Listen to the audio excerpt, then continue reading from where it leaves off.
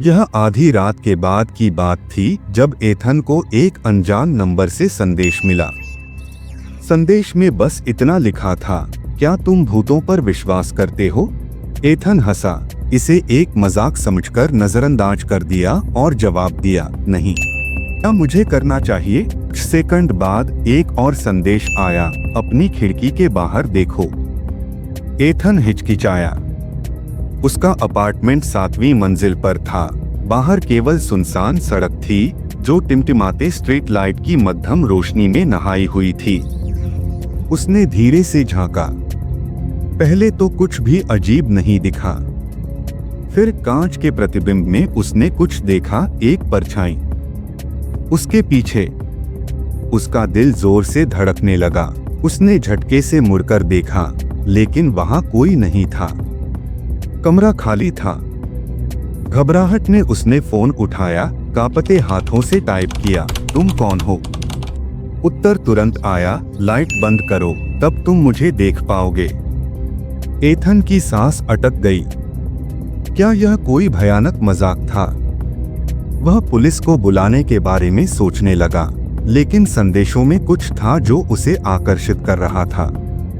उसने light switch की ओर हाथ बढ़ाया, लेकिन ठिठक गया। अगर क्या तुम्हें लगता है कि उसे लाइट बंद करनी चाहिए? आखिरकार जिज्ञासा ने उसके डर को हरा दिया। गहरी सांस लेकर उसने स्विच दबाया। अंधेरा पूरे कमरे में फैल गया। कुछ क्षणों तक बस सन्नाटा था। फिर उसने देखा, कोने में चमकती हुई 2 आंखें। हवा बर्फ जैसी ठंडी हो गई।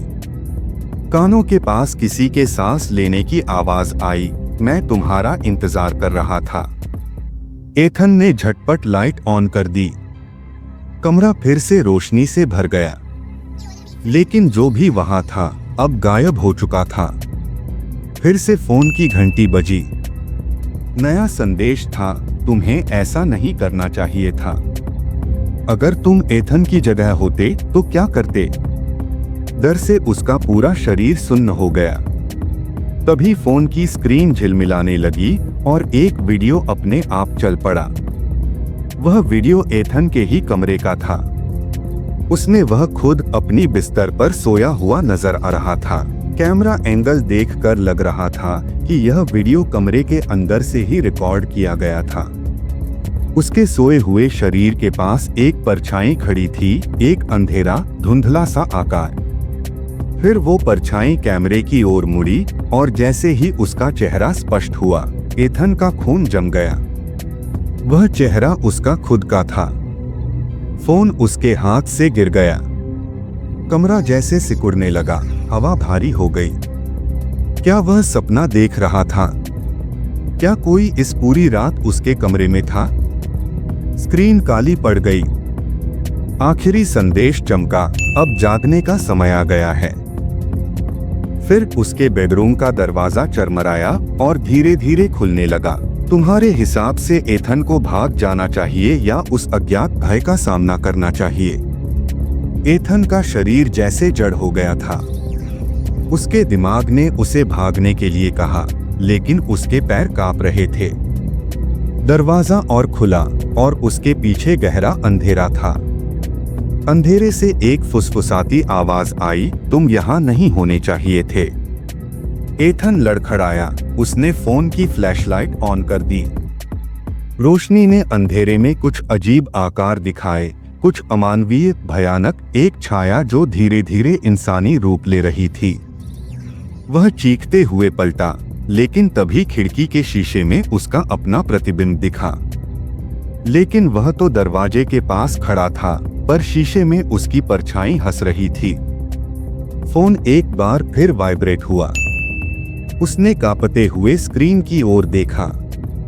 आखिरी संदेश था, तुम बहुत लंबे समय से सपने में हो एथन। अब जागने का समय आ गया है। कमरा हिलने लगा, दीवारें मुड़ने लगी और फिर एथन हड़बड़ाकर जागा। उसका दिल जोर से धड़क रहा था। वह अपने कमरे में था। सब कुछ सामान्य लग रहा था। न कोई संदेश, न कोई परछाई, सिर्फ खिड़की से आती हल्की रोशनी और बाहर शहर की हलचल। उसने लंबी सांस ली। शायद यह बस एक सपना था, उसने खुद से कहा। लेकिन जैसे ही उसने करवट बदली, उसका खून ठंडा पड़ गया।